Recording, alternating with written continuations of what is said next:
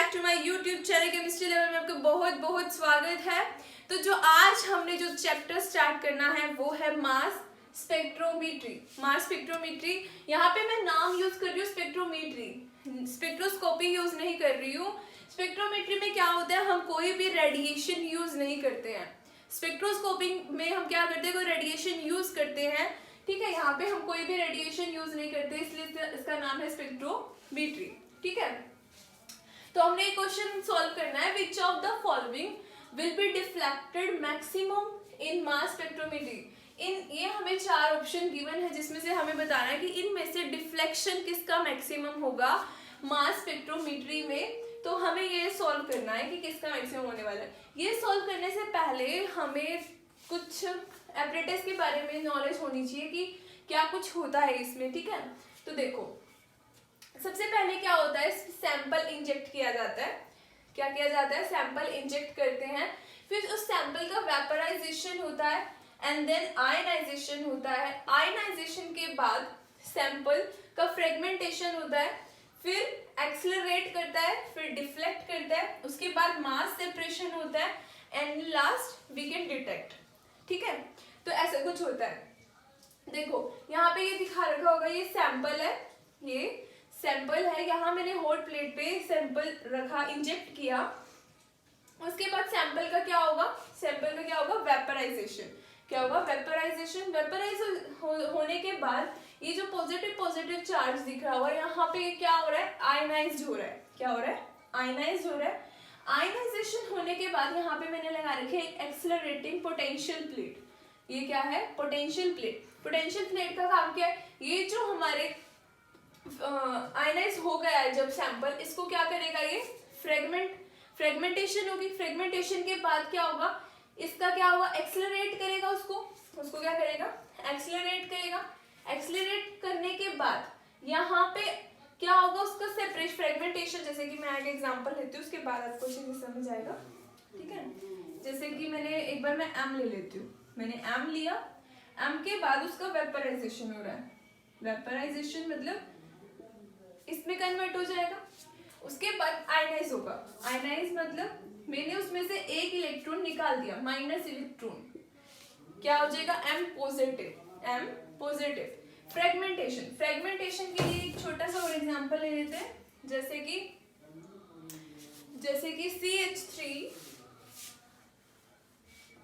CH3CH2OH, ठीक है, OH। तो क्या था, सैंपल है, उसके बाद वेपराइजेशन होता है, वेपराइजेशन के बाद आयनाइजेशन होगा। आयनाइजेशन का मतलब क्या होता है कि एक इलेक्ट्रॉन निकालना है मुझे, तो मैंने एक इलेक्ट्रॉन निकाला, तो यहाँ पे क्या बन गया, ये पॉजिटिव, ठीक है।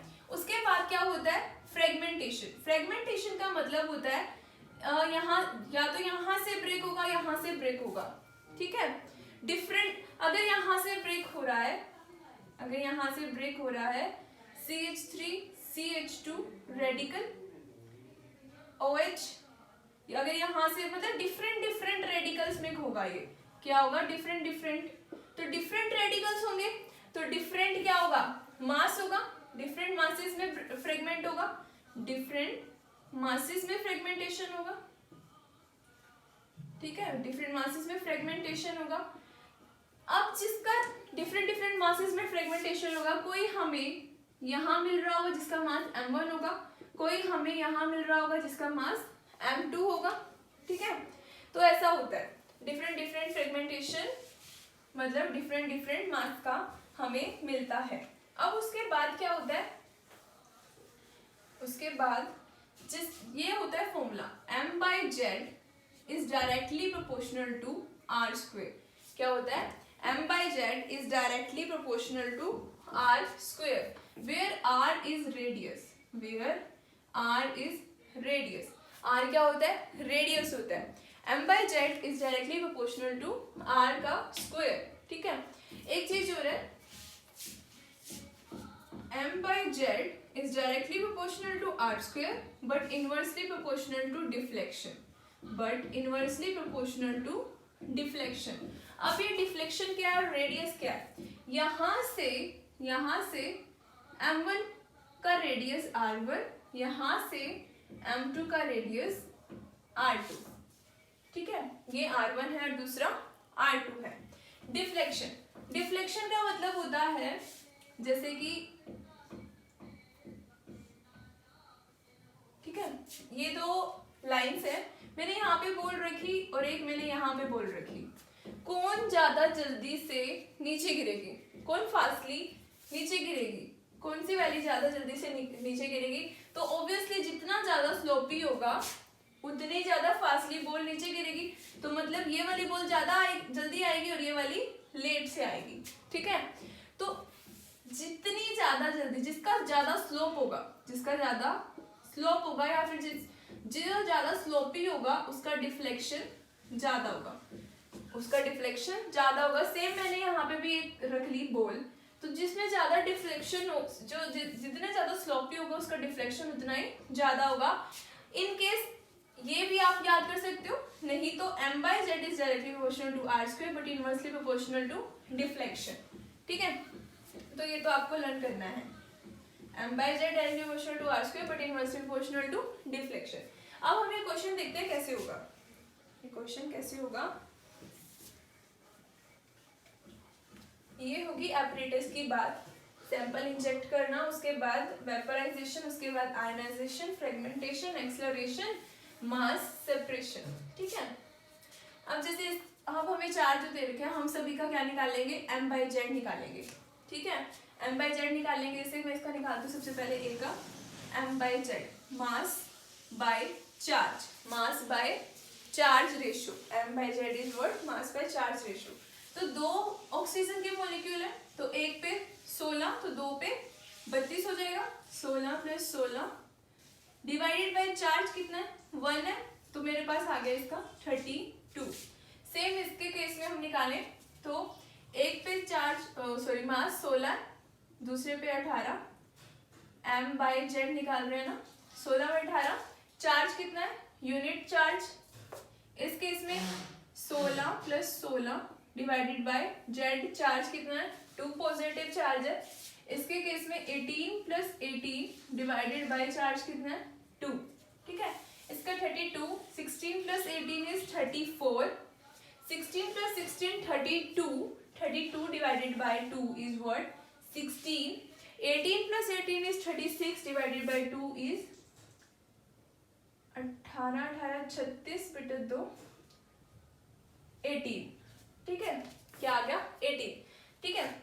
अभी हमने पढ़ा है m/z is directly proportional to r² but inversely proportional to deflection, ये पढ़ा। और हमें क्वेश्चन में क्या बताना है, which of the following will be deflected maximum, कौन सा ज्यादा डिफ्लेक्ट होगा। तो मतलब डिफ्लेक्ट हमें मोर बताना है, मोर कौन सा होगा, जिसका मास बाय जेड क्या होगा, कम होगा, m/z जिसका मिनिमम उसका deflection maximum, deflection maximum m/z minimum, ठीक है, ये होता है। तो m/z मिनिमम किसका है, इसका है, तो C will be deflected more, C will be deflected maximum because m/z इसका क्या है, मिनिमम है।